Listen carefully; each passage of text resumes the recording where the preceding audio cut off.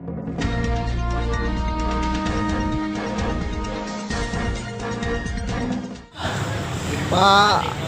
Ustadz, terkait isi dari khutbah kita hari ini di Masjid Al Yaqub, apa sih yang kita sampaikan ke jamaah khususnya Islam yang ada di Indonesia? Assalamualaikum warahmatullahi wabarakatuh. Ya. Tadi kita khutbah tadi menyampaikan tentang kematian, Ya. tapi kematian itu jadi pelajaran untuk meningkatkan ketakwaan kepada Allah Subhanahu wa taala.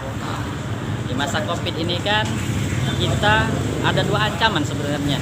Ancaman pertama ada ancaman dunia dan ancaman akhirat.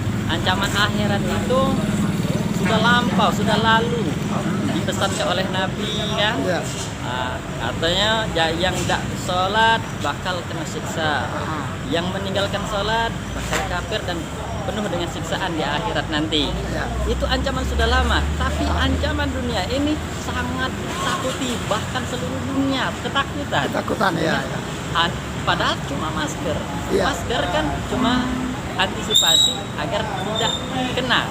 Padahal kematian pasti menjemput itu kematian. Benar. Jadi kematian ini kata Sayyidina Ali, ajibtu liman nasyal mauta fa yarul maut. Ngapunian umat manusia ini galau-galau ini takut dengan dia jingok wong mati tapi dia tidak takut. Kaki ke dia nak mati juga.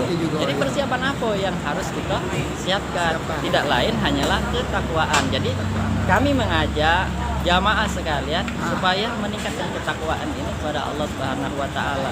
Semua ujian, musibah apapun itu hanya titipan sementara. Maka bagi orang yang beriman dia harus menjawab qalu inna lillahi wa inna ilaihi raji'un. Semuanya milik Allah, bakal diambil oleh Allah. Jadi jangan takut hilang harta, jangan takut hilang semua. Itu kan semuanya ujian dan semuanya berasal dari Allah, bakal kembali dengan Allah. Terima kasih. Assalamualaikum. Waalaikumsalam warahmatullahi wabarakatuh.